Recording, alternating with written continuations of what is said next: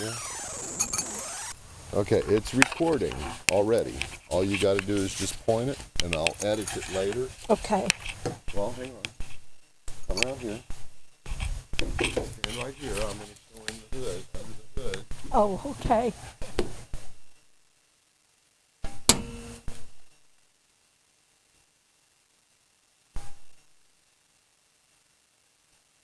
Pointed at me.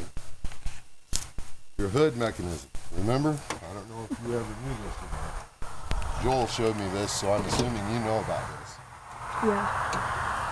I'm talking to Jesse, so just... Ta-da! I hate that. I tried to fix it, but that cable's so corroded it wasn't any improvement. Now, camera, show him here. I tried to do this on the one I made you the other night, but it was too dark. You can see right down there where the seals for the power steering pump have pretty much basically gone out. That's why every 2 or 3 days you have to add power steering fluid. Not cost effective. Okay? I replaced one of the coil towers, and I replaced this gasket that Joel had said broke when he was doing a tune-up once. Actually, this is the coil tower back here that I replaced, but it's just like this one, so I'm showing you this one. This one was the one that the gasket had broken off and was missing on. Joel thought that that is why the check engine light was on, because of that missing gasket. But I replaced the gasket and the check engine light didn't go out.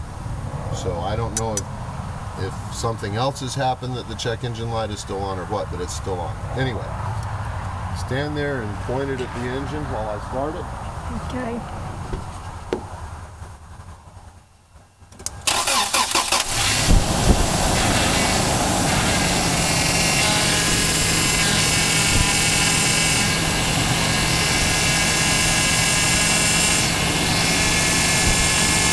Heard that before.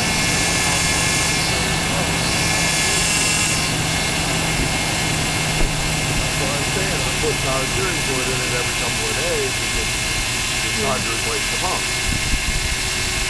Okay, up in me. Up in me. Oh. I don't know if you can hear me over that, but that's the power steering pump, okay? I'm going to add fluid and it'll go away in a minute. Oh, I accidentally touched that button. That's all right. It's still recording. Okay. Yeah, you go ahead and I'll unlock your door and you can get in.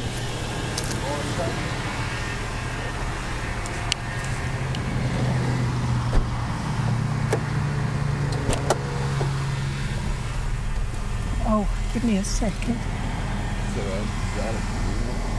Oh. No, I love these little handles. I know. I want one of these in my truck so bad. I've been meaning to put one in for 11 years now. Still haven't ever done it. I'm worried about that key. Oh. I've lost somewhere. I'll have to go through all my purses. Okay. Let me show him the dashboard here. Okay. We're going to talk about the dashboard for a second. Where's the tilt? This one doesn't tilt. Yeah, it does. Okay.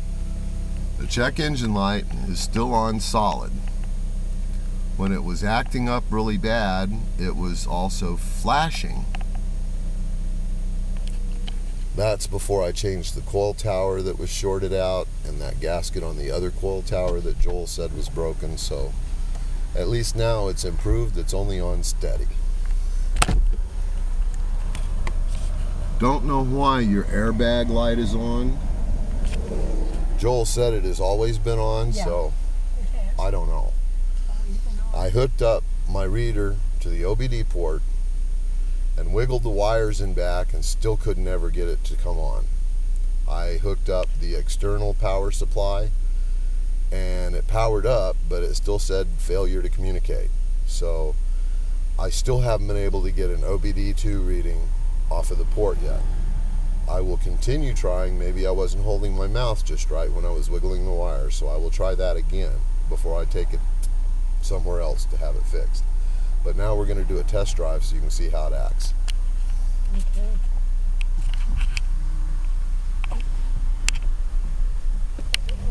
Don't want to get a ticket here. That's okay, we ain't going very far. Last time I tried to go very far, I was worried about having to go pick it up with the trailer. So we're not going very far at all.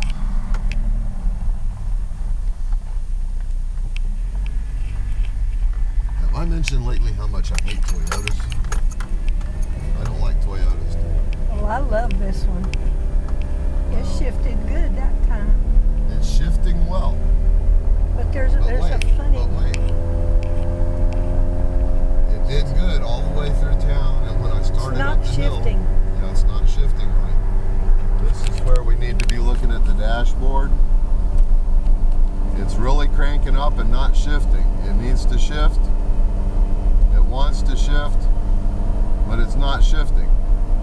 It's really feels like I'm completely wound up, and it won't shift. The engine light is still on, but not flashing. You see, I'm not even up to 40 yet, and I've got it floored, and it's just not going.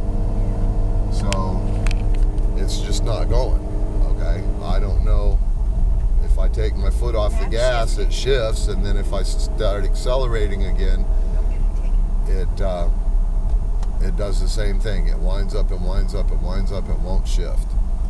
I don't know if it's, like I said, maybe it was in the ECM, but you said the ECM should be good, so maybe it's something in the transmission. Maybe it's, I was talking to a buddy about it, and he knows Toyotas, and he said, what about the catalytic converter?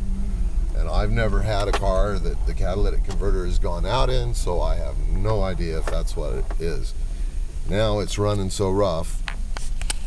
Look at the tach. See, the tach there was down around 500, and it was almost stalling, and then it jumped up to around 800, and now it's back down to about 450, and it's running real rough and almost stalling. And we're sitting still because I was turning around, because this is as far as I'm going with this thing, because it's not dependable. Anyway, I'll show you the dash again as I take off.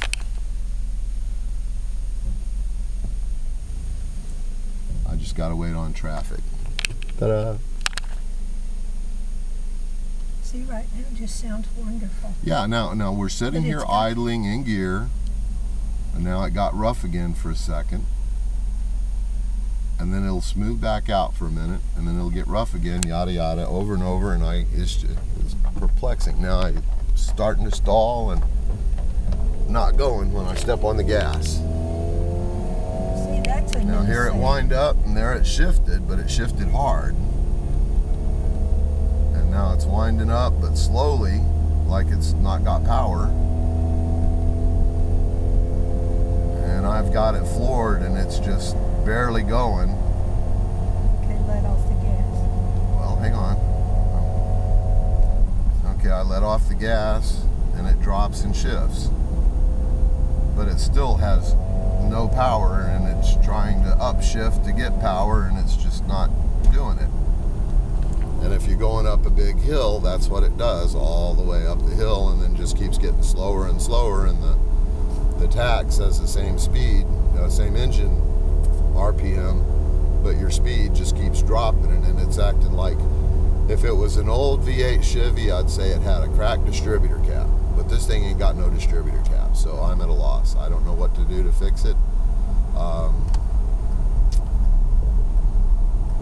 don't know. Until I can get an OBD2 reading to tell me what's wrong, I'm kind of at a loss. I'm getting ready to try to hook my communicator back up to it again and wiggle and wiggle and wiggle, but I'm going to first put this up on YouTube so you can see it. And I got one of them, I made a mom yesterday, and she'll be able to see it. You'll be able to see her too in a minute. Progress of sorts. I got it taken care of, so it's not grinding and bucking because it was in 4-wheel drive low. I got it back in high 4, or high 2 actually.